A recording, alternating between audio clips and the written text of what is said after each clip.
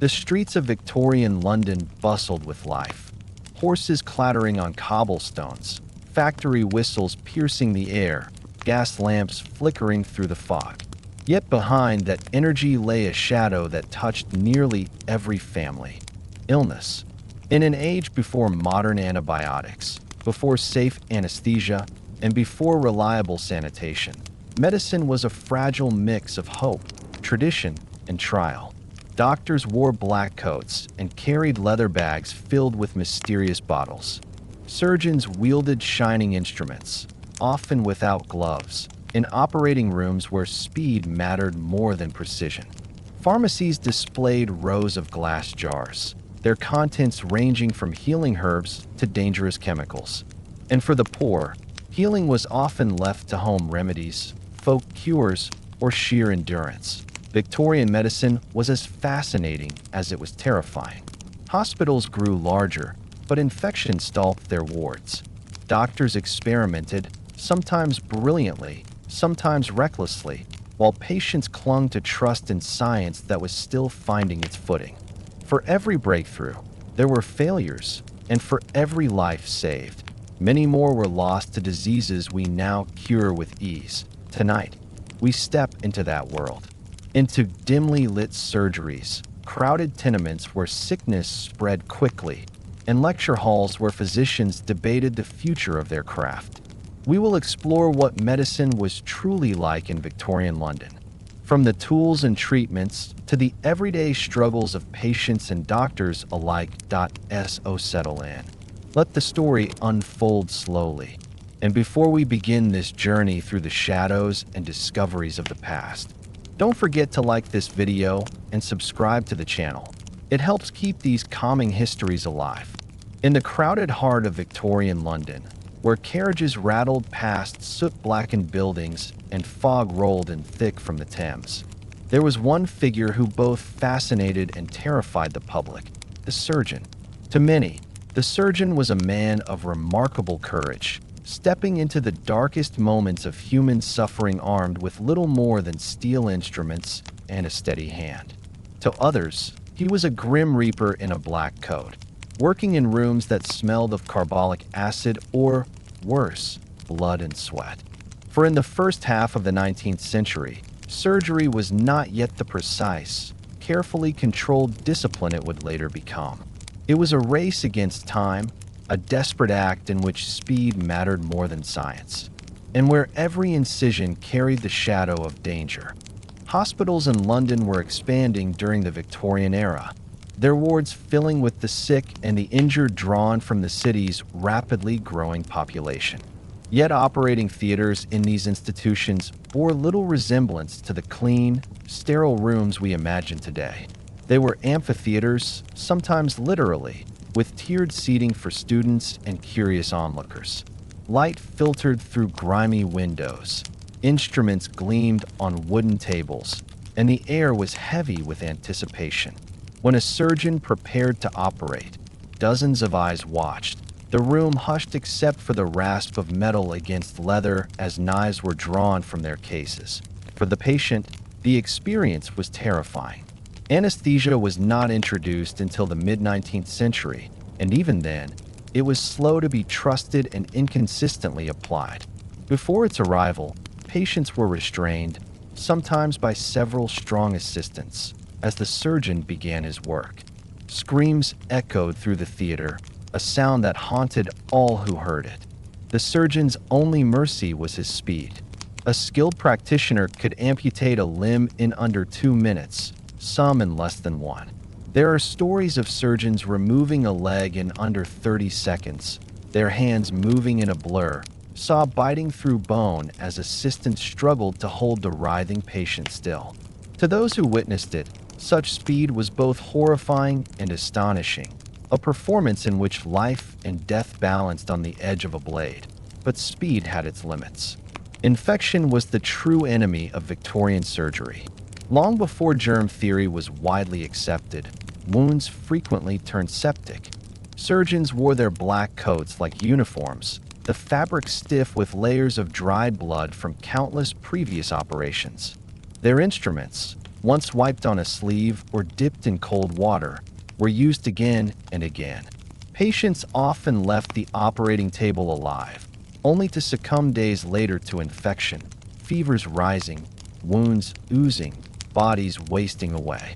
Mortality rates were grim, and for many families, surgery was a last resort taken only when death without it was certain. Yet despite these dangers, surgeons were admired for their courage and their skill. They were men of action in an era when medicine was still often mired in uncertainty. While physicians prescribed tonics and debated theories, surgeons could at least be seen doing something tangible, removing a tumor, setting a bone, or saving a life by amputating a crushed limb. Their reputation was one of determination, even if the outcomes were uncertain. Crowds gathered in operating theaters not only to learn, but to marvel at the audacity of these men who dared to cut into the body in hopes of saving it. The introduction of anesthesia in the 1840s changed surgery forever, but at first it was met with suspicion. Ether and chloroform promised relief from pain, but they also carried risks of suffocation or sudden death. Surgeons, long accustomed to working against the clock, now found themselves able to slow down, to operate with greater care. Still, it took years before the use of anesthesia became standard practice in London hospitals, and even longer for it to be accepted in rural areas.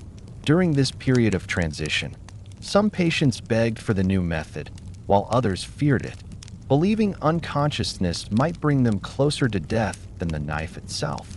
Even with anesthesia, infection remained a constant shadow until the work of pioneers like Joseph Lister in the 1860s introduced antiseptic techniques.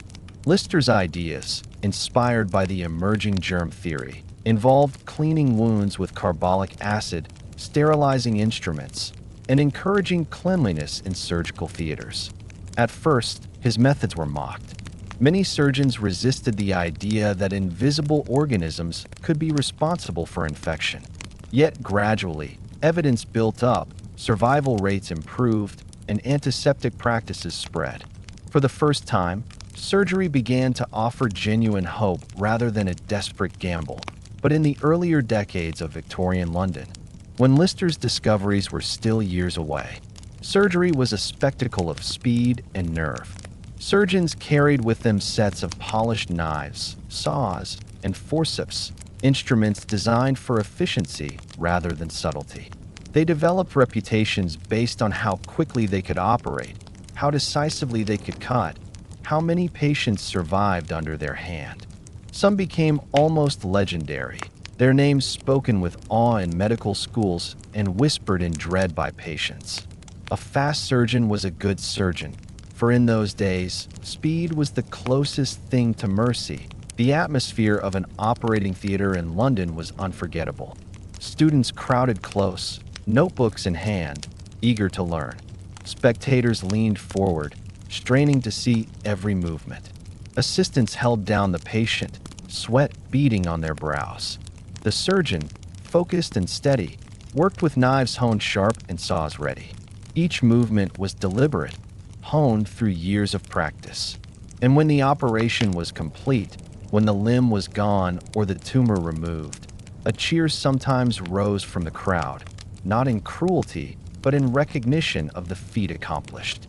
For those present, surgery was not only medicine but performance, and its practitioners were both healers and showmen. For the ordinary Londoner, the thought of surgery was terrifying. Many delayed treatment until it was too late, fearing the knife more than the illness. Stories of patients who never woke, who lingered in agony, or who died from infection spread quickly through neighborhoods. Yet for those with no other hope, surgery was a chance worth taking. To lose a limb but save a life was a bargain many reluctantly accepted.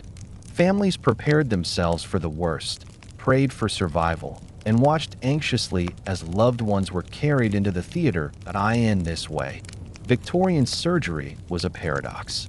It represented both the bravery and the brutality of medicine in its time. Surgeons were figures of skill and daring, Yet their work unfolded in conditions that we now view with horror. They operated in a world without the safeguards we take for granted, guided by instinct, experience, and a relentless drive to act. Their legacy is complex. They were both feared and admired. Their work both life-saving and perilous. And so, in the gaslit streets of Victorian London, where sickness was common and remedies uncertain, the surgeon stood as a symbol of medicine's struggle between tradition and progress, between fear and hope. Each operation was a gamble, each decision a race against death, each movement a reminder that in those years, surgery was less about science than about speed. It was raw, it was dangerous, and it was unforgettable. The beginning of a journey that would, in time, lead to the modern operating room, but which, in its own day, was as much theater as it was healing. In the winding streets of Victorian London, where gas lamps flickered against the fog and the hum of industry filled the air, physicians occupied a curious place in society. They were both respected professionals and, at times, distrusted figures whose treatments could be as dangerous as the illnesses they sought to cure. Medicine in this period was caught between old traditions and new discoveries. Theories of the body and disease were shifting, but not yet firmly established. Physicians prescribed remedies drawn from centuries of practice, often blending genuine knowledge with guesswork. For patients, visiting a doctor was an act of hope, but one never free of risk. Physicians in Victorian London were divided by class and reputation. At the top stood the elite practitioners, men educated at universities like Oxford or Cambridge, members of the Royal College of Physicians, who attended to wealthy families in their well-furnished homes. These doctors wore tailored coats, carried polished instruments, and charged fees that only the privileged could afford. For the poor, there were general practitioners with less formal training, or apothecaries who dispensed medicines while also offering advice. At the very bottom were quacks and street healers, who promised miraculous cures from stalls or through advertisements plastered across newspapers. Together, this spectrum of healers formed the medical landscape of London, a city in which health was not only a science, but also a business. The remedies physicians prescribed often reflected the theories that dominated medicine at the time. The ancient idea of humors, balancing blood, phlegm, black bile, and yellow bile, still lingered in medical thinking, though it was gradually giving way to new understandings. Yet treatments often remained harsh. Bleeding, blistering, and purging were common methods, intended to rid the body of excess or imbalance. Leeches were applied to draw blood, mustard plasters placed on skin to provoke inflammation, and laxatives administered in strong doses. Patients endured these treatments not because they were pleasant, but because they were what medicine had long prescribed. Alongside these traditional methods came an array of potions and tonics. Physicians and apothecaries prescribed mixtures of herbs, minerals, and chemicals, each promising relief. Laudanum, a tincture of opium, was perhaps the most widely used. It soothed pain, calmed coughing, and eased sleeplessness, making it a household staple across classes. Mothers gave it to children for teething, doctors prescribed it for fevers, and the weary used it to find rest. Yet its addictive power was poorly understood, and countless lives were quietly shaped by dependence upon it. Other remedies included calomel, a mercury-based compound used as a laxative, and various bitters infused with alcohol and herbs. Some helped, others harmed, and all were accepted as part of the uncertain art of healing. Apothecaries played a central role in Victorian medicine. Their shops were crowded with jars of powders, bundles of herbs, and glass bottles filled with liquids of every color. Customers came seeking both advice and supplies. An apothecary might prepare a tonic for a cough, a poultice for a wound, or a draught for sleeplessness. They measured, mixed, and prescribed, bridging the gap between the physician and the household. For many Londoners, The apothecary was the first stop when illness struck, a familiar figure whose remedies were trusted because they were accessible. In this way, apothecaries were both healers and businessmen, their counters serving as stages for the daily drama of health and survival. The business side of medicine flourished in Victorian London. Advertisements filled newspapers with promises of miracle cures, pills to restore vigor, elixirs to extend life, syrups to cure coughs, powders to ease stomach troubles. These products were often marketed with bold claims and dramatic testimonials, appealing to a population eager for relief. Some were harmless mixtures of sugar and herbs, others dangerous concoctions laced with alcohol, opium, or heavy metals. Patent medicines, as they were called, became immensely profitable, their names becoming household words. For every family that benefited from them, another suffered from their side effects. But the business thrived regardless. Physicians themselves were not immune to the lure of commerce.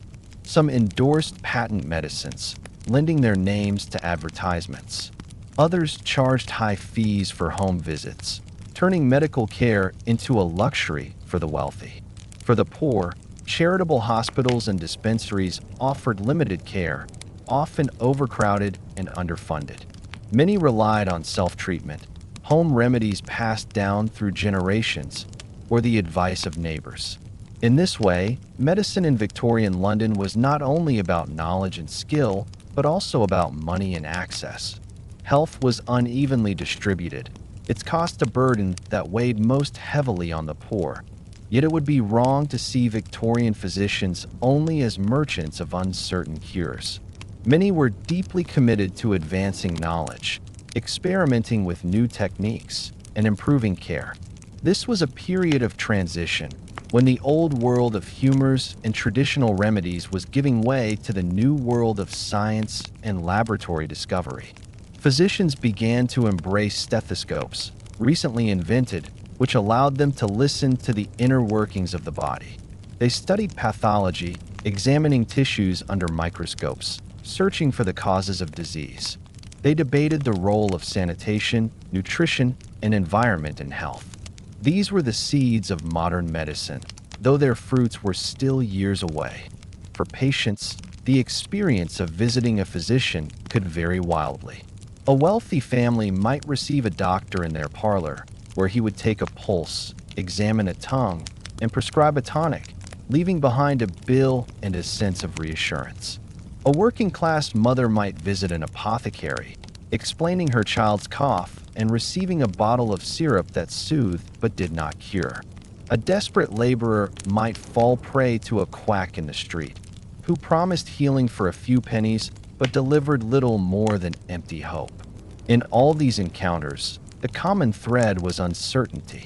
Medicine could offer relief, but it could not guarantee it. The body remained mysterious, its ailments resistant to easy answers.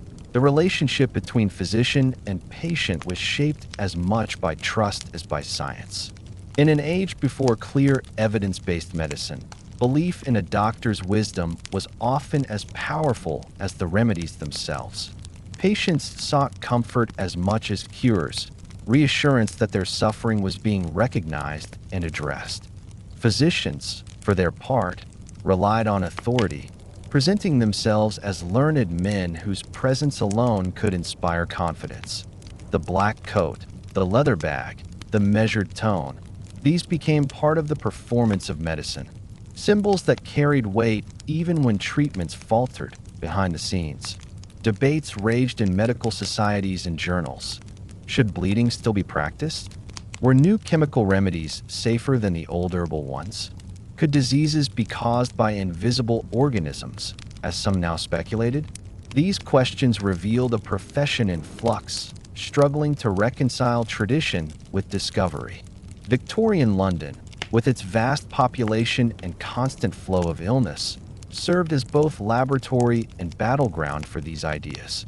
Physicians tested, argued, and published, their theories shaping the lives of countless patients to in the end. Medicine in Victorian London was a mixture of earnest effort, commercial enterprise, and uncertain knowledge. Physicians carried the weight of responsibility, yet their tools were limited, their remedies inconsistent, and their understanding incomplete. For patients, every prescription was a leap of faith, every potion a gamble.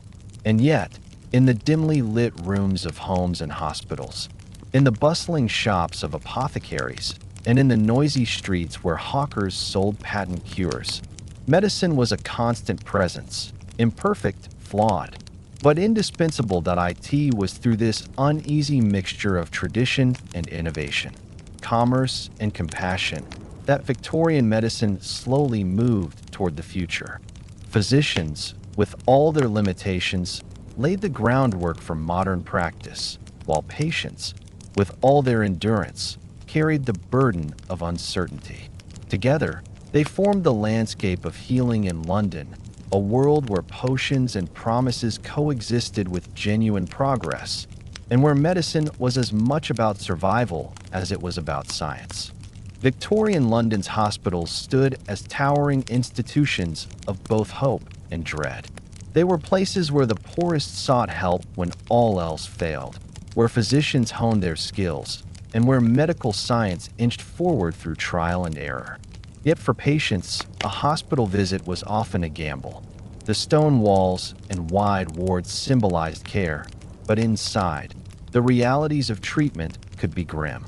In an age before antibiotics, before consistent antiseptic practice, and before professional nursing became standard, hospitals were as much places of suffering as they were of healing.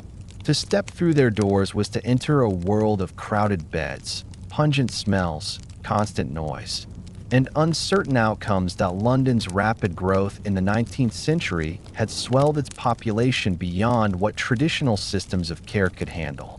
Families that once relied on home remedies or local healers found themselves overwhelmed by the spread of disease in the dense neighborhoods of the industrial city.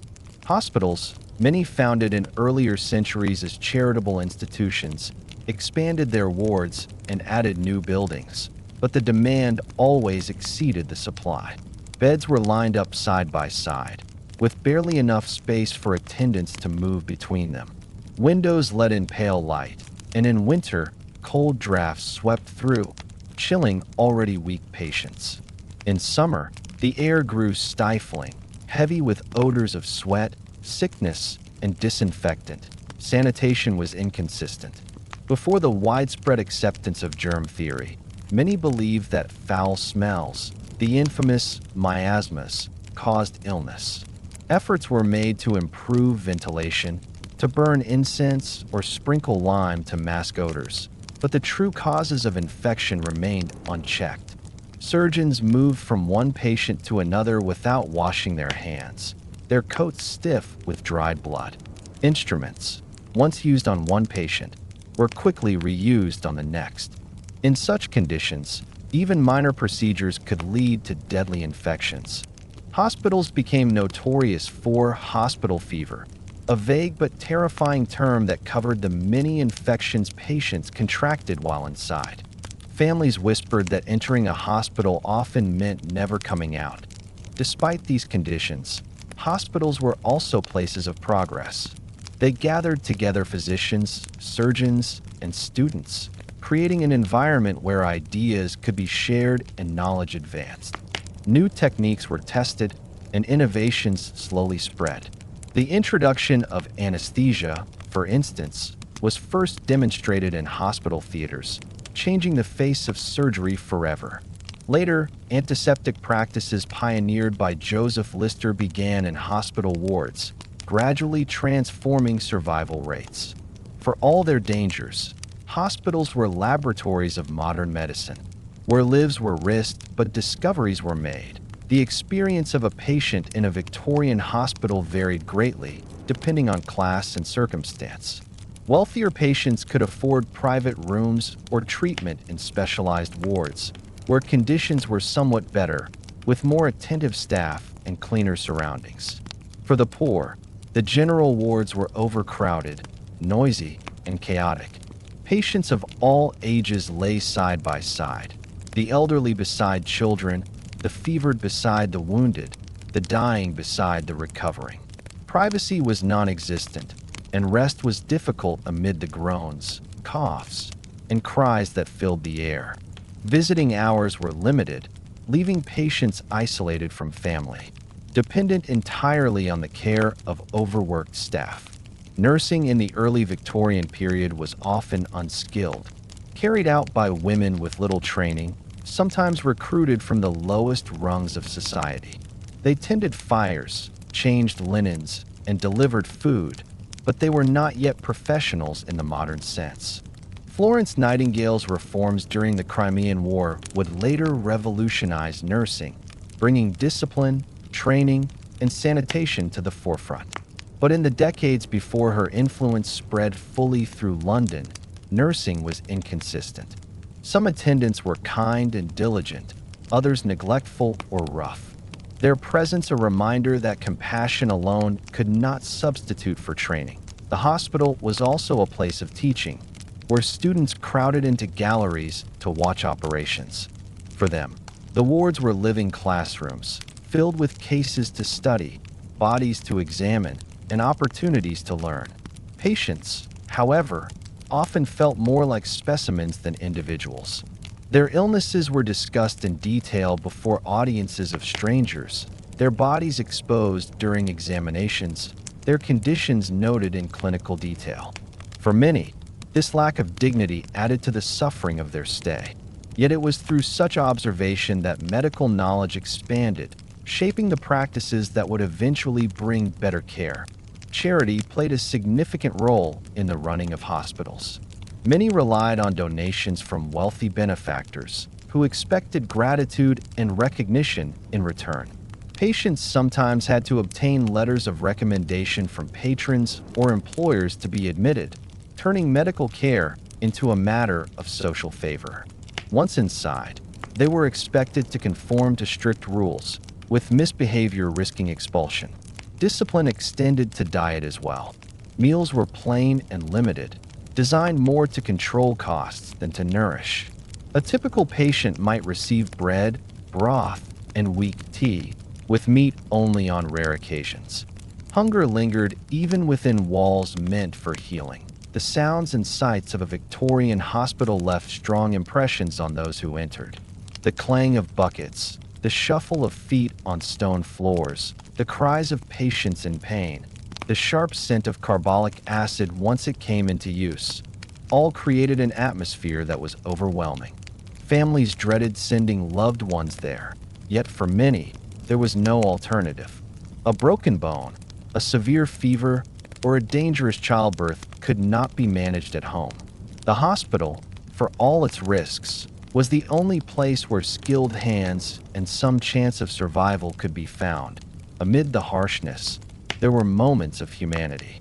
A nurse offering comfort to a frightened child, a surgeon pausing to reassure a trembling patient, a volunteer reading aloud to someone too weak to lift a book. These small acts brought relief in a setting that could otherwise feel cold and impersonal. They also hinted at the changes to come.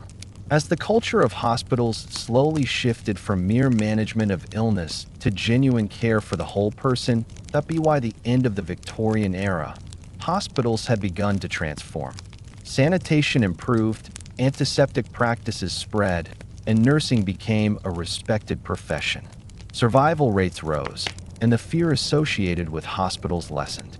Yet in the early decades, when London's population was booming and medicine was still finding its way, the hospital was a place of contradictions.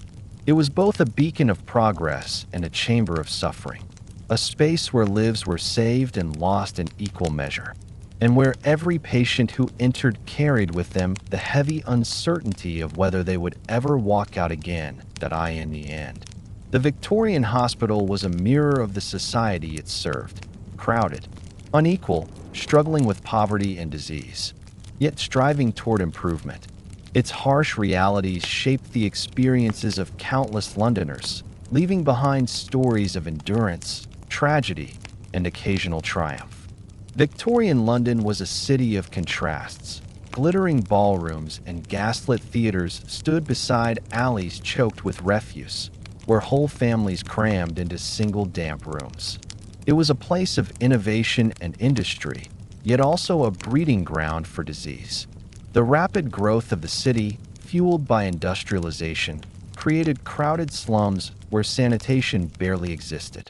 Human waste flowed into the Thames, cesspits leaked beneath homes, and water supplies were often tainted. Against this backdrop, the struggle for public health became one of the defining challenges of the Victorian age. The fight against disease was not confined to the physician's office or the hospital ward.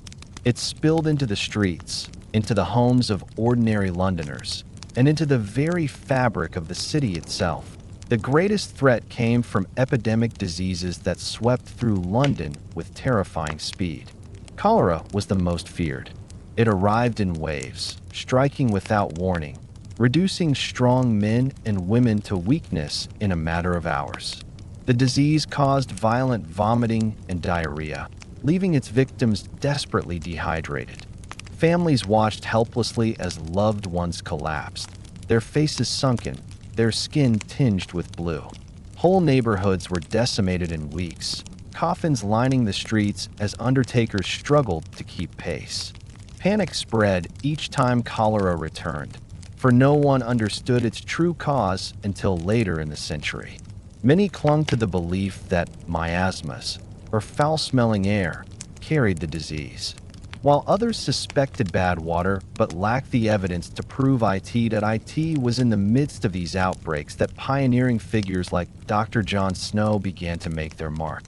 In 1854, during one of London's worst cholera epidemics, Snow carefully mapped cases in the Soho district and traced them to a single public water pump on Broad Street.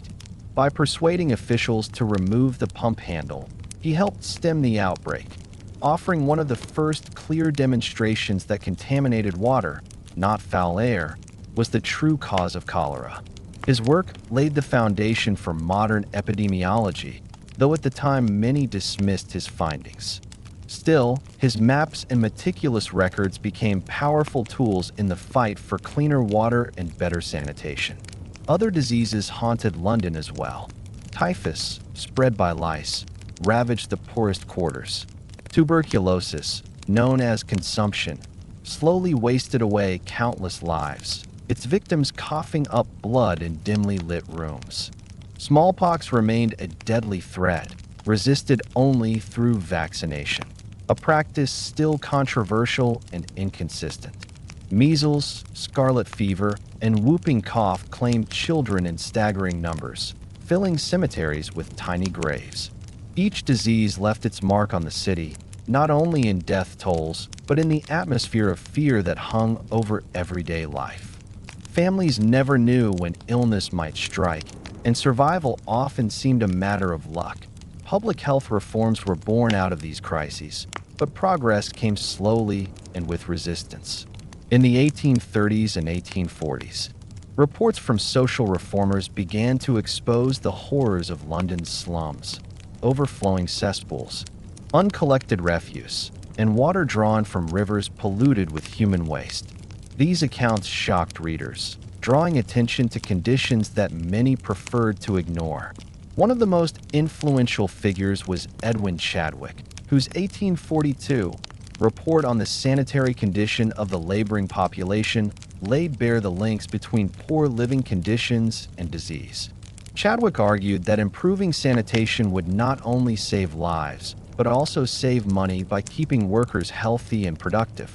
His work helped push Parliament to establish the first Public Health Act in 1848, a landmark in the state's responsibility for health, yet implementation was uneven.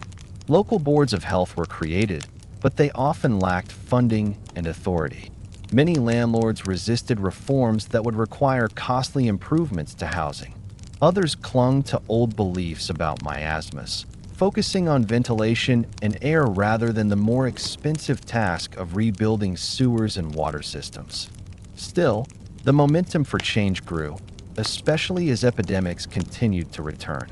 Each outbreak of cholera, each spike in mortality, added urgency to the demand for reform. The Great Stink of 1858 brought matters to a head. That summer, Hot weather intensified the smell of the Thames, which had become an open sewer for the city's waste. The stench was so overpowering that Parliament itself was nearly forced to evacuate its chambers, curtains soaked in lime and vinegar to mask the odor. The crisis could no longer be ignored.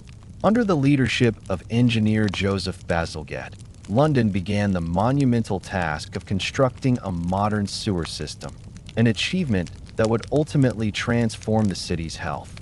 By diverting waste away from the Thames and into carefully designed channels, Bazalgette's system dramatically reduced waterborne diseases and laid the foundation for modern sanitation. Public health also extended into housing reform.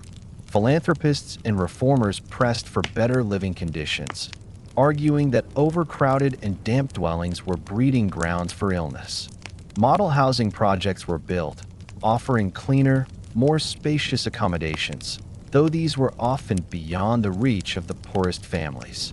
Still, they set an example of what could be achieved, and over time, housing regulations began to improve. Clean water supplies were expanded, refuse collection became more systematic, and streets were gradually cleared of the filth that had once been commonplace for the people of London. These reforms brought gradual but real improvements. Children were still vulnerable, epidemics still struck, but survival rates improved as sanitation spread. Families began to trust that clean water was safer, that sewage could be managed, that disease was not simply an inevitable part of urban life. The idea that the state bore responsibility for health gained ground, reshaping the relationship between government and people. Public health was no longer just a private matter. It was a civic duty, a shared responsibility in a crowded city where one person's sickness could become everyone's crisis. Yet the struggle was never easy. Resistance to vaccination continued, fueled by suspicion and misinformation. Landlords balked at regulations, businesses protested costs, and reformers fought against indifference as much as disease. But the victories were undeniable. By the end of the Victorian era, London was no longer the disease-ridden city of the early 19th century. Its mortality rates had fallen. Its sewers carried waste far from the Thames, and its citizens lived longer, healthier lives. The fight against disease in Victorian London was not won by any single physician, nurse, or reformer. It was the result of countless efforts, from John Snow's maps to Bazalgette's sewers, from Chadwick's reports to the quiet work of nurses tending the sick in crowded wards. It was the story of a city learning, painfully and slowly, that health was not only an individual struggle, but a collective one. And in that recognition lay the foundation of modern public health, built upon the suffering and resilience of millions who lived and died in the great city on the Thames. In the labyrinth of Victorian London, where chimneys smoked and factory bells rang, medicine was not shaped by physicians and surgeons alone. Behind the scenes, and often at the bedsides where suffering was most acute, women played a role so essential that the system could not have functioned without them. Their work was rarely honored in grand publications, and their names seldom appeared in medical journals, yet they formed the backbone of care. Nurses, midwives, caretakers, and even mothers administering remedies at home carried much of the burden of tending to the sick. Their labor, undervalued at the time, would eventually transform medicine into something more humane and organized. At the beginning of the Victorian era, nursing had a grim reputation. Hospitals were overcrowded, sanitation was poor, and nurses were often drawn from the lowest rungs of society. Many lacked training, some were barely literate, and a few were known more for their roughness than their compassion. Accounts from the time describe nurses drinking on duty, neglecting patients, or treating them harshly. In this world, nursing was not a respected profession. It was seen as menial work, dirty and thankless, with little honor attached. Families often preferred to care for their sick at home rather than trust them to hospital wards staffed by such attendants. Yet, even in these early decades, Women carried an unbroken tradition of healing through home remedies and midwifery. Mothers passed down knowledge of herbs, poultices, and simple treatments that had sustained families for generations. In working-class neighborhoods, midwives were trusted figures, guiding births with skill born of experience, though not always with formal training. These women, though excluded from the ranks of official physicians, embodied a practical knowledge of the body that no household could do without. Their contributions, though hidden from the official histories, were central to survival. The transformation of nursing began in earnest with figures like Florence Nightingale, whose experiences in the Crimean War, 1853 to 1856, demonstrated the power of sanitation, discipline, and compassion in medical care. Returning to England, she established training schools for nurses, introducing a model of professionalism that emphasized cleanliness, order, and patient dignity. Her influence slowly spread into London's hospitals, where the old image of the drunken or careless nurse gave way to a new ideal: disciplined women in neat uniforms. Tending to patients with a blend of skill and compassion, this change was not immediate. Many hospitals resisted reform, clinging to old practices, and many women found themselves struggling to earn respect in a male-dominated medical world. Yet step by step, the culture of nursing shifted. By the latter half of the Victorian century, trained nurses became symbols of hope for patients, their presence a comfort in wards that had once been feared. They brought with them not only practical skills, but also a sense of order, ensuring that patients were washed, beds were clean, and medicines administered on time. The difference this made in survival rates was profound, even before germ theory was fully embraced. Cleanliness and discipline, introduced through nursing, saved countless lives. For women who became nurses, the work was both demanding and meaningful. Days began before dawn, with rounds of washing, feeding, and tending to patients. Nights were long, often interrupted by cries of pain or emergencies. Nurses bore the emotional toll of constant exposure to suffering and death, yet many found pride in their role, seeing themselves as instruments of mercy in a harsh world. They earned modest wages, lived under strict rules, and were expected to embody moral virtue, for their reputations were tied to the honor of the profession. Nursing, once disreputable, became a calling, attracting women who saw in it both purpose and respectability. Outside hospitals, women continued to shape medicine in quieter but equally vital ways. In countless homes, mothers managed illness with resourcefulness. They brewed teas to ease fevers, applied poultices to infections, and watched over sick children through sleepless nights. Their remedies were sometimes crude, sometimes surprisingly effective, and always born of necessity. For families too poor to afford doctors, such care was the only form of medicine available. In this way, women served as the first line of defense against disease. Their knowledge rooted in tradition and survival. Midwives remained central to community life, guiding the majority of births in an age when maternal and infant mortality was high. Their role carried enormous responsibility, and while their skills varied, many were deeply trusted by families who had known them for years. Physicians occasionally dismissed them as untrained, yet midwives provided services that male doctors often avoided or lacked access to. Entering homes, offering comfort, and supporting women in moments of vulnerability. Their presence represented continuity, a female knowledge of the body passed from generation to generation. Women also played roles in the expanding world of philanthropy and reform. Lady visitors, as they were called, entered hospitals and poor neighborhoods to oversee the care of the sick, bringing with them donations, advice, and supervision. Their work was part charity, part social control, but it contributed to raising standards of care. Women's involvement in public health campaigns, from promoting vaccination to improving sanitation, also grew during this period. Though barred from the ranks of physicians for much of the century, Women influenced medicine through advocacy, reform, and direct care. By the late Victorian era, opportunities for women in medicine began to expand. A handful of determined women fought their way into medical schools, often facing hostility and exclusion. Elizabeth Garrett Anderson became the first woman to qualify as a physician in Britain in 1865, followed by others who challenged the barriers of their time. Their struggles were immense, their numbers small, but their presence signaled a shift that would grow in the decades to come. Women, long confined to the margins of medicine, were beginning to claim their place within its professional ranks. For patients, the growing presence of trained nurses and compassionate female caregivers transformed the experience of illness. A hospital ward, once a place of neglect, became more orderly and humane under the watchful eye of nurses.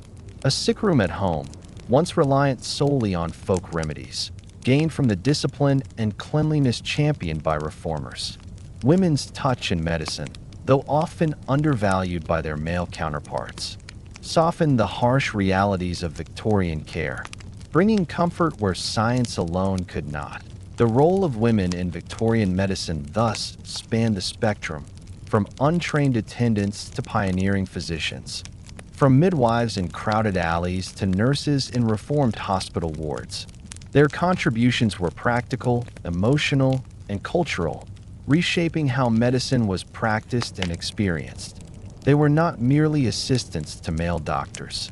They were central figures in the story of care, without whom the system would have collapsed. Looking back, it is clear that the rise of nursing as a respected profession, the persistence of midwives in community life, and the gradual entry of women into medical schools all marked a profound shift. Medicine in Victorian London was transformed not only by scientific discoveries and public health reforms, but also by the steady, often unseen work of women. They brought order to chaos, humanity to suffering, and dignity to patients who might otherwise have been forgotten. Their legacy endures in every ward, every clinic, every profession of nursing that today carries the hallmarks of discipline, compassion, and respect first forged in those challenging years. Victorian London was not only a city of doctors, surgeons, and hospitals. It was also a marketplace, a vast open-air bazaar of remedies, tonics, powders, and promises. Medicine lived not only in polished consulting rooms and crowded wards, but also in the stalls of street vendors, the pages of newspapers, and the bottles sold by quacks who made their living on the hopes and fears of the sick. For every physician with years of training, there was a dozen peddlers ready to sell miracle cures.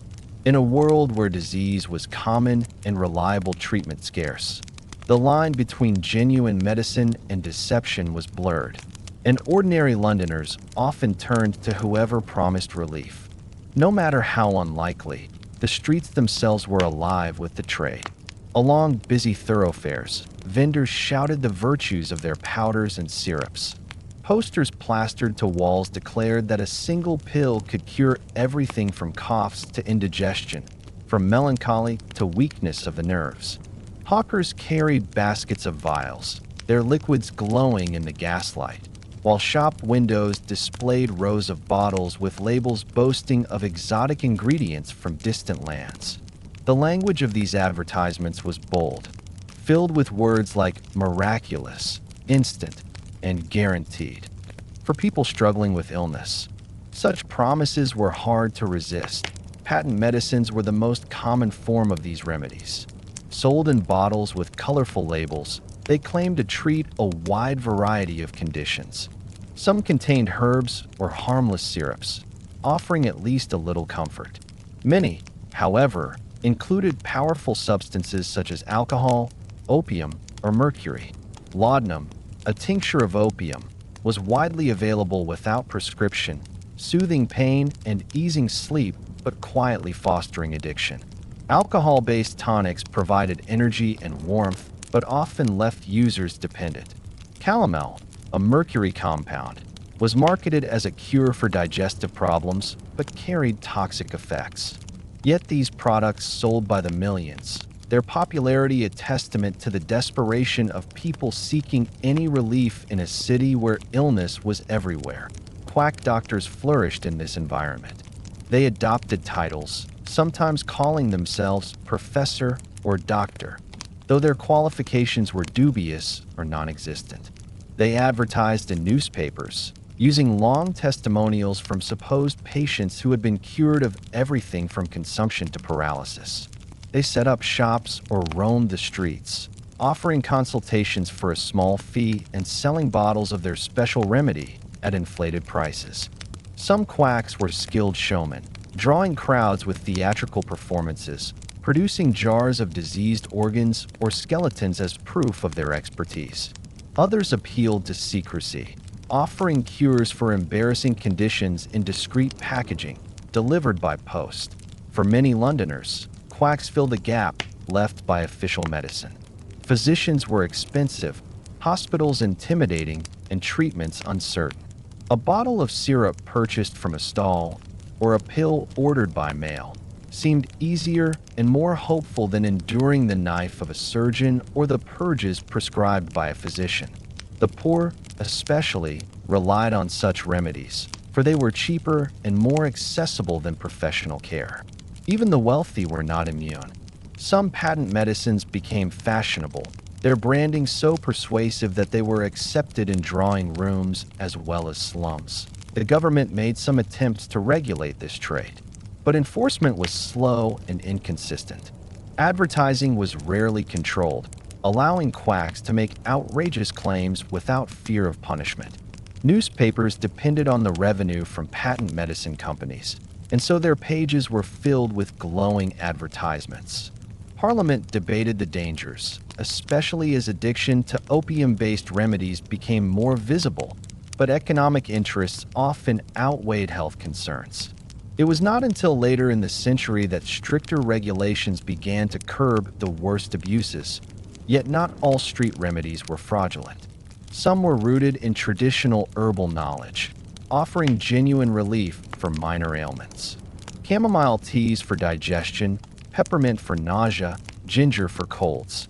These simple treatments had value, and many were passed down through generations.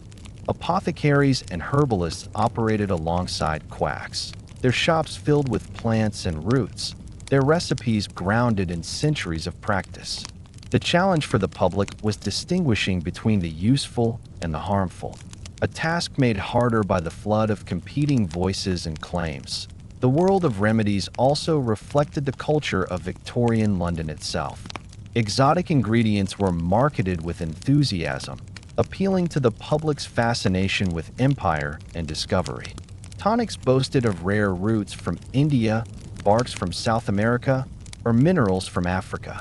These claims gave medicines an air of mystery and authority, even when the actual contents were far more mundane.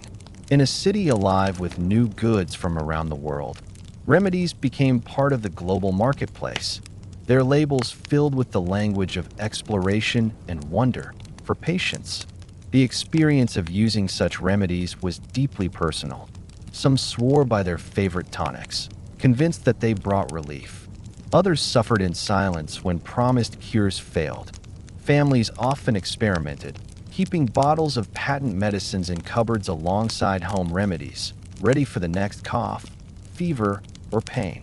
The ritual of taking a spoonful of syrup or swallowing a pill provided comfort in itself, a sense of control in the face of illness. Even when the medicine had little effect, the act of doing something mattered, offering hope where none might otherwise exist. The presence of quacks and street remedies also reveals how fragile trust in official medicine could be. Physicians, with their expensive fees and harsh treatments, often seem no more reliable than a quack selling a bottle for a shilling. When both offered uncertain outcomes, many chose the cheaper, more convenient option. In this way, quackery thrived not only because of deception, but also because of the limitations of legitimate medicine at the time. The failures of physicians created space for charlatans, and the desperation of patients ensured their success. Yet amid the noise and fraud, The age of quacks also carried lessons that shaped the future. The sheer popularity of patent medicines forced governments to confront the need for regulation. The spread of addiction and poisoning spurred debates about safety and responsibility. And the persistence of herbal traditions highlighted the value of remedies drawn from nature, some of which would later be studied scientifically and refined into modern medicines. The Victorian world of quacks and street remedies was chaotic, but out of that chaos came a recognition that health required oversight, honesty, and evidence. In the end, the streets of London were as much a part of medicine as the hospitals and lecture halls. They were places where commerce, desperation, and hope collided, where the sick searched for relief in bottles and powders, where quacks promised miracles, and where the line between healer and deceiver blurred. This world may seem reckless to us now, but for those who lived it, it was simply part of survival. To walk the streets of Victorian London was to walk through a city alive with remedies, some helpful, some harmful, all of them a testament to the enduring human desire to be healed, no matter the cost. In the crowded lanes and fog-draped avenues of Victorian London, where factories roared and horse-drawn carriages clogged the streets, the subject of mental health remained shrouded in silence. Physical illness was spoken of openly, but madness, as it was then called, carried fear, stigma, and shame. Families often hid relatives who suffered from conditions they did not understand, whispering about them behind closed doors. When home care was no longer possible, when behavior grew too disruptive or dangerous, asylums became the final refuge. These vast institutions, sometimes grand in design and other times forbidding in appearance, stood as both symbols of society's attempt to care and of its failure to comprehend. To step inside was to enter a world of isolation, control, and treatment that often reflected more of the era's anxieties than of true healing. At the dawn of the Victorian period, asylums were already established across Britain. Some were publicly funded, others private, catering to wealthy families who could afford to send relatives away. London itself boasted some of the most famous institutions, including Bethlem Royal Hospital, known popularly and notoriously as Bedlam. Its very name had become synonymous with chaos. For centuries, Bedlam had been a place where the disturbed were confined, sometimes chained, often displayed to the curious public who paid a penny to gawk at inmates. By the Victorian era, reforms had softened these cruelties, yet the reputation of Bedlam lingered, a reminder of how society had treated its most vulnerable. Philosophy of mental health care in Victorian London was dominated by the idea of moral treatment. Reformers argued that patients should not be chained or beaten but guided gently back to sanity through order, routine, and moral discipline. Asylums were built with high windows, open grounds, and orderly wards meant to instill calm. Patients were encouraged to follow schedules, rising at the same time, working at small tasks, eating regular meals, and attending church services. The belief was that structure could restore balance to a disordered mind. It was an improvement over the brutality of earlier centuries, yet it was far from cure. Inside the asylum walls, life was a mixture of monotony and control. Patients wore simple uniforms, their individuality stripped away in favor of order. Wards were kept clean, but they were also stark, the air filled with the smell of disinfectant and the echo of footsteps on stone floors. Staff monitored behavior constantly, recording fits of agitation, mutterings, or withdrawal. Treatments ranged from the gentle to the harsh.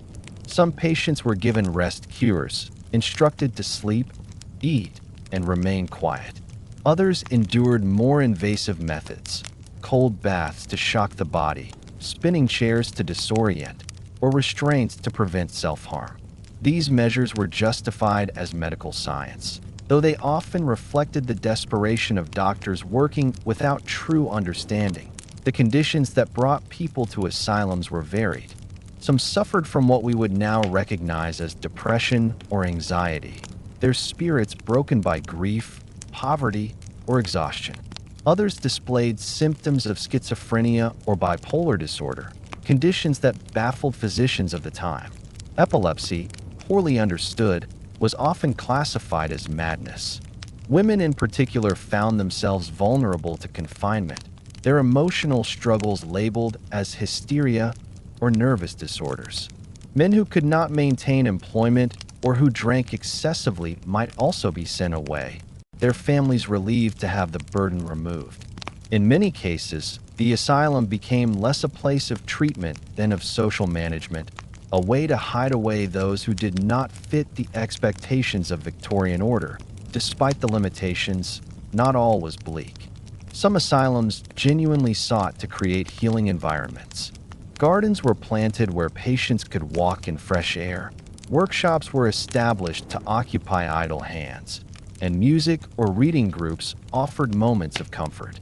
Doctors observed that some patients improved under these conditions, though whether it was due to treatment or simply time away from the stresses of city life remained unclear. Families visited, bringing small gifts or words of encouragement, though visits were often restricted and heavily supervised. For many patients, the asylum was both a prison and a sanctuary, protecting them from the harshness of the outside world while confining them within rigid walls. The public perception of asylums remained mixed. Newspapers occasionally reported scandals of neglect or abuse, stoking fears of cruelty. At the same time, reformers published glowing accounts of modern institutions, describing them as places of order and compassion. The truth often lay somewhere in between. Overcrowding was a constant problem.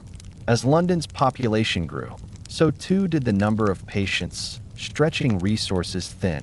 Staff were overworked, patients outnumbered attendants, and the lofty ideals of moral treatment often collapsed under the weight of reality.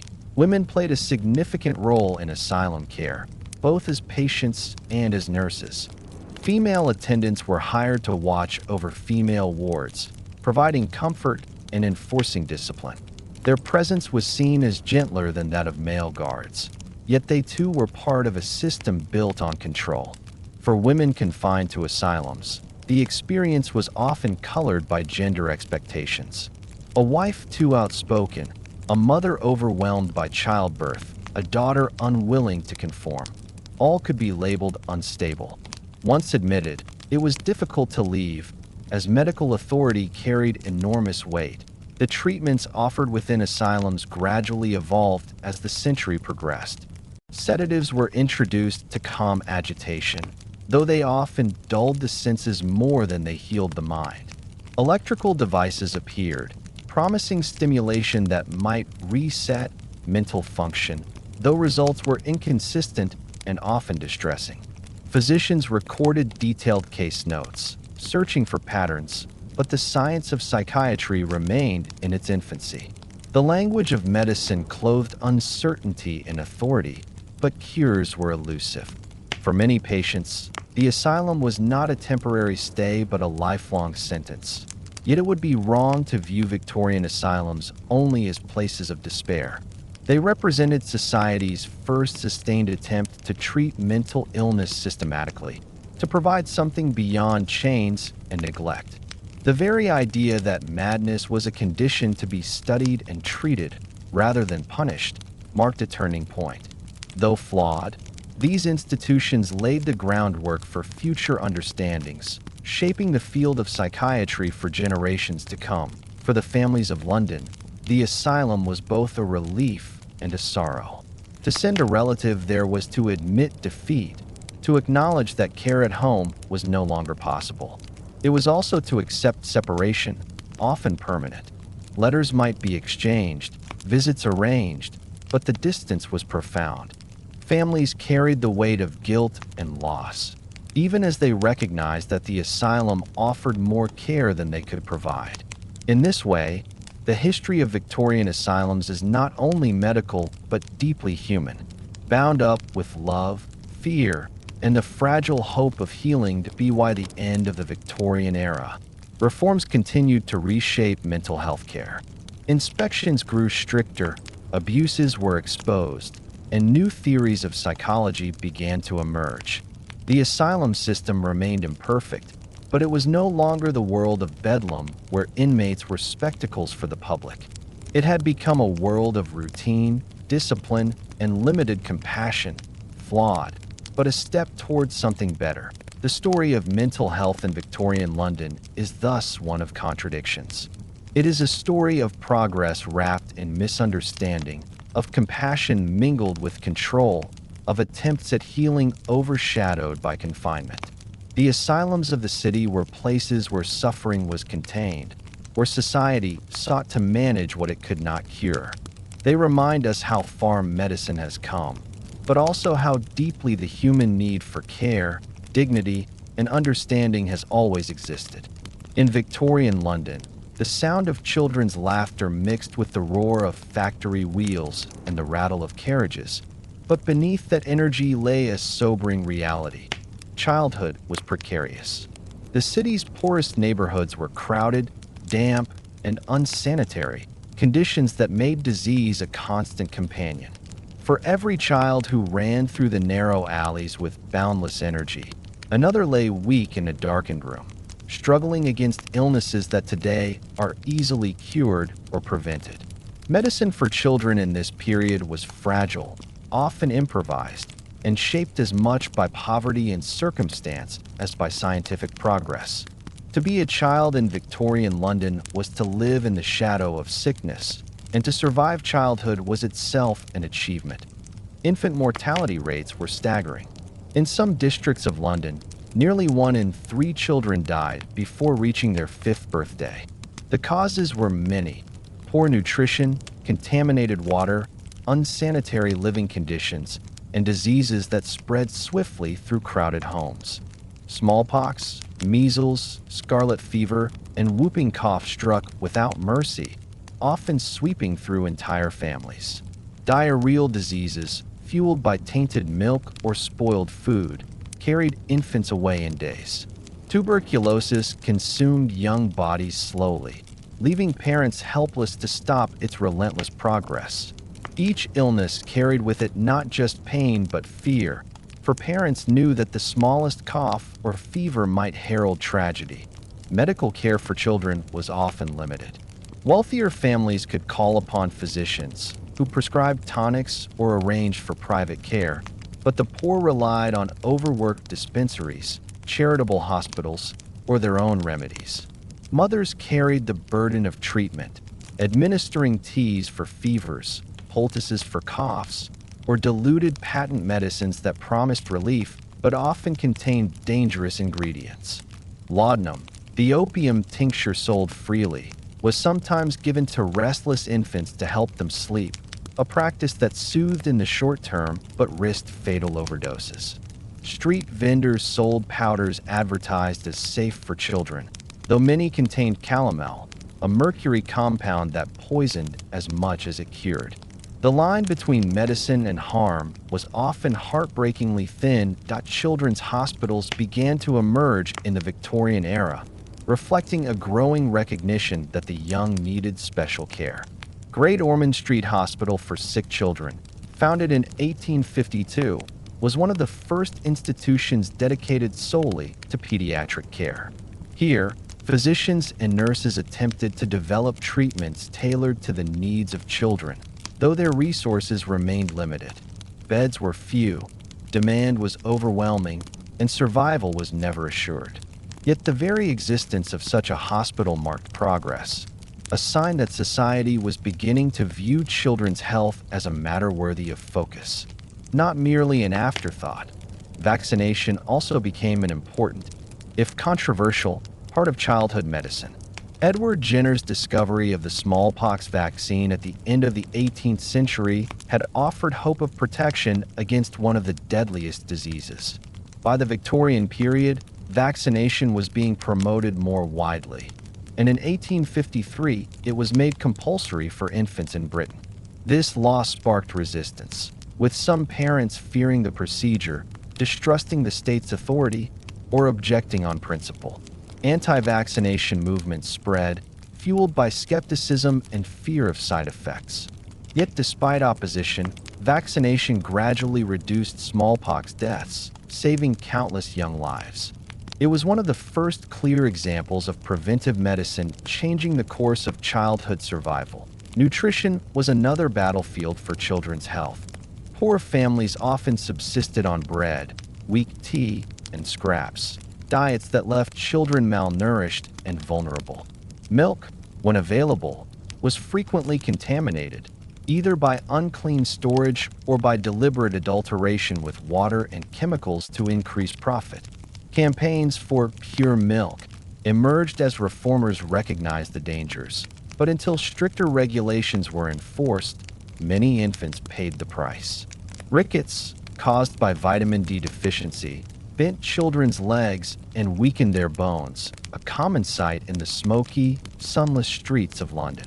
Malnutrition not only stunted growth but also weakened resistance to disease, ensuring that even minor illnesses could turn deadly. Work added another layer of strain to childhood. Many children labored in factories, mines, or as street sellers from a young age. Long hours, poor conditions, and physical exhaustion weakened their bodies, leaving them more susceptible to illness. Injuries were common and medical care rare. Reformers fought to limit child labor and improve conditions, but progress was slow. For countless young Londoners, survival meant balancing work and sickness, their health sacrificed to the demands of poverty and industry. Yet amid hardship, there were glimmers of change. Charitable societies organized efforts to provide clean milk, to open schools that offered not only education but meals, and to distribute clothing and blankets to families in need. Religious missions and philanthropic groups visited poor neighborhoods, bringing medicine and advice, however limited. Doctors began to study childhood diseases more systematically, recording symptoms, outcomes, and patterns. Nursing reforms, inspired by Florence Nightingale, brought more compassionate care into hospitals, including those for children. Slowly, awareness grew that the health of children was not only a family concern but a public responsibility. For children themselves, illness was often endured quietly. Diaries and accounts from the period describe young boys and girls lying in small beds, listening to the sounds of the city outside, or clutching toys as fevers burned through them. Parents hovered anxiously, doing what they could with the means available. Sometimes, recovery came, a cause for celebration and relief. Other times, grief settled over households, as small coffins were carried through the streets to crowded churchyards. The rhythm of life in Victorian London was marked by these cycles of illness and loss, shaping family bonds and community resilience. The struggles of children in Victorian medicine reveal much about the society of the time. They highlight the harshness of poverty, the unevenness of medical care, and the slow emergence of public health reforms. They show how childhood was not protected but precarious, its survival dependent on forces far beyond a child's control. Yet they also illustrate the beginnings of modern pediatrics, the recognition that children required their own kind of care, and the gradual steps toward protecting their health that be why the end of the Victorian era. Improvements in sanitation, nutrition, and vaccination began to reduce childhood mortality. The children of London still faced risks, but their chances of survival were better than those of earlier decades. Hospitals dedicated to children expanded, milk supplies grew cleaner, and the understanding of disease deepened. Childhood was still fragile, but the fight for children's health had begun in earnest. The story of children in Victorian medicine is thus one of struggle and slow progress.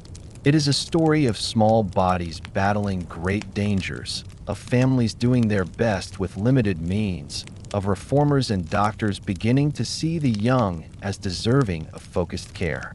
It is a reminder that the health of a society is measured not only by the strength of its adults, but by the survival of its children. And in Victorian London, that survival was hard-won, carved out of poverty, sickness, and resilience. Victorian London was a city always on edge, haunted by the specter of epidemics that could sweep through its crowded streets without warning. In an age when science was only beginning to pierce the mysteries of disease, outbreaks carried not just sickness, but deep fear, reshaping how people lived, how they trusted their city, and how they imagined their future. The story of epidemics in this era is not only one of suffering, but also of transformation. As each wave of illness forced society to look closer, question long-held beliefs, and gradually embrace the discoveries that would define modern medicine. Cholera was the most infamous of these threats. Its arrival in London in the early 1830s struck like lightning. Victims were healthy in the morning, then by nightfall lay shrunken and near death, their bodies drained of fluids, their faces drawn and blue. It terrified because of its speed, its seeming randomness, and its brutality. Theories about its cause abounded. Some insisted that miasmas, foul smells rising from the Thames or the open sewers, carried the poison. Others speculated about contagion from contact with the sick. Families sprinkled vinegar, burned herbs, or carried handkerchiefs soaked in perfume, hoping to ward off invisible dangers. Yet still, cholera returned in wave after wave, each outbreak worse than the last. In 1854, the work of Dr. John Snow began to change how people understood epidemics. His careful mapping of cholera cases around Soho, and his demonstration that they centered on a single contaminated water pump on Broad Street, revealed a truth that many resisted. The disease spread through water, not air. By convincing officials to remove the pump handle, he helped to slow the outbreak, offering proof that public health lay in controlling water sources. At the time, his findings were met with skepticism, yet they became one of the great turning points in medical history. Snow's work showed that disease could be studied systematically, traced to causes, and controlled with practical measures. The science of epidemiology was born in the heart of a city racked with fear. Cholera was not alone in its devastation. Tuberculosis, known as consumption, was a slower but equally dreaded killer. It wasted its victims gradually, filling homes with the sound of persistent coughing and staining handkerchiefs with blood. Whole families could be struck, the disease spreading quietly through close quarters. Physicians debated its causes, some attributing it to heredity, others to lifestyle, but without a cure. Treatment was limited to rest, fresh air, and nourishing food, luxuries that few of London's poor could afford. The image of pale, thin patients, often young, became a haunting symbol of the age.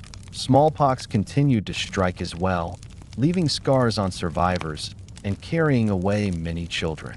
Vaccination offered hope, yet it was resisted by some, who feared its side effects or distrusted the state's intervention.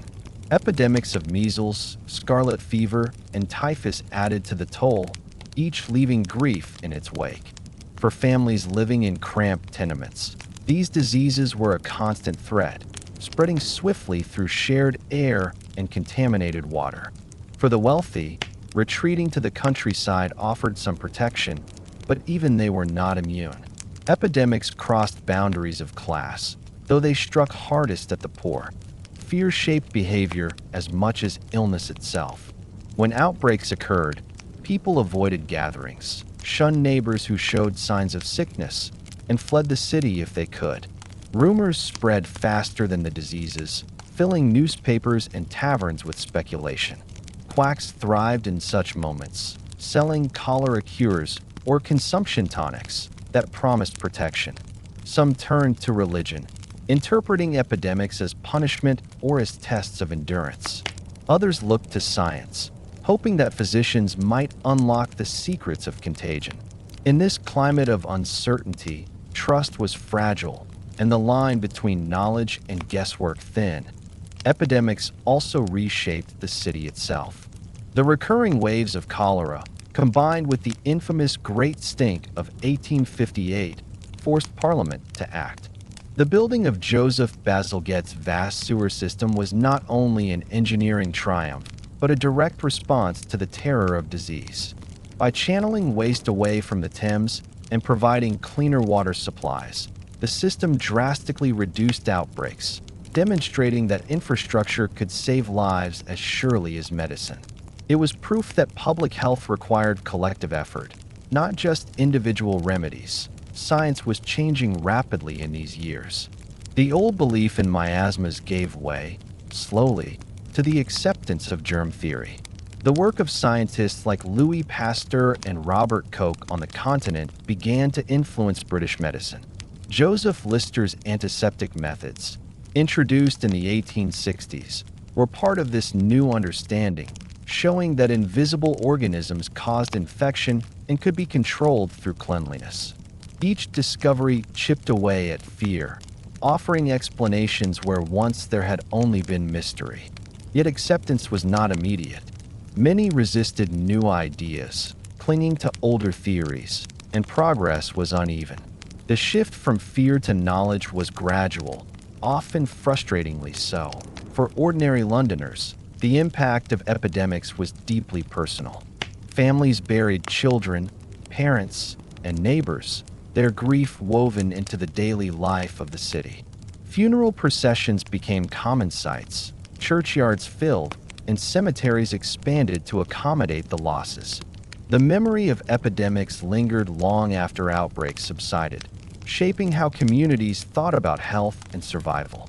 Fear became part of identity, a shadow that hung over the crowded city.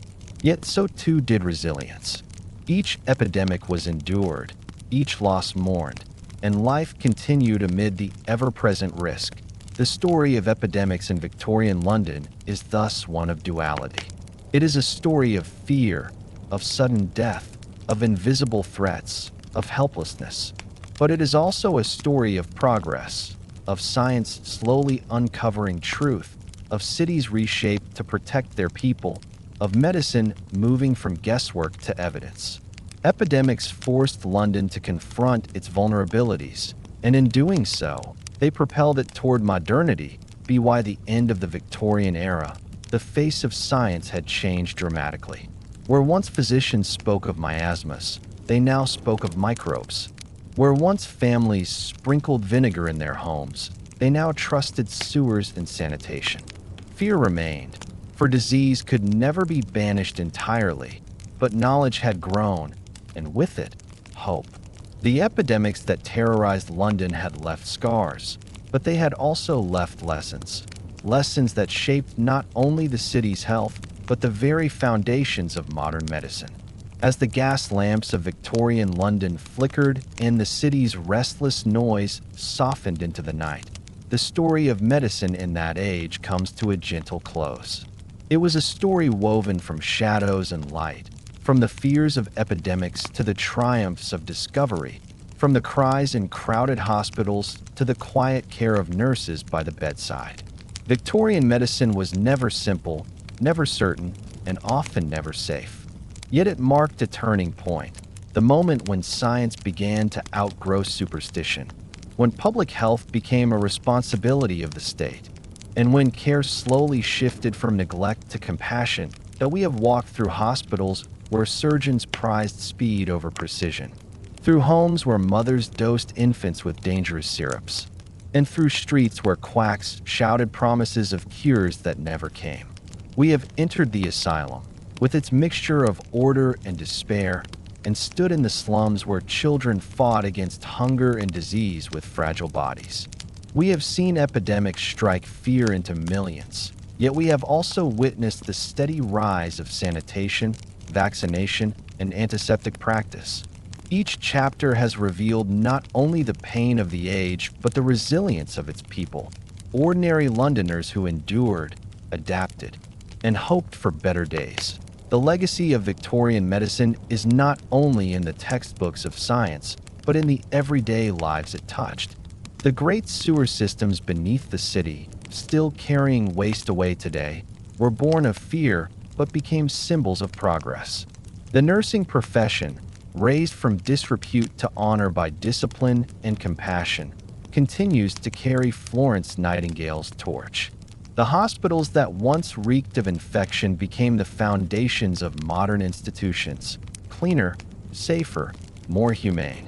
Even the failures, the quacks, the toxic patent medicines, the harsh treatments played their role, for they reminded society of the need for evidence, honesty, and reform. Looking back, it is easy to judge the Victorians by what they did not know. But their struggle was the struggle of transition, to move from the mysteries of old beliefs into the clarity of new science. They did not yet have the antibiotics, the advanced surgery, or the precise diagnostics we now take for granted. What they had was determination, to learn, to try, to experiment, and to keep seeking answers in the face of loss.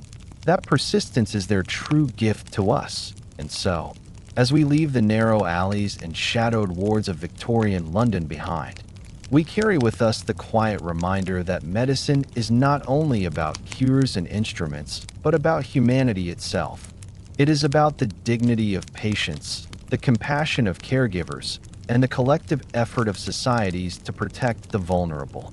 The Victorians stumbled, they erred, but they also paved the way for us.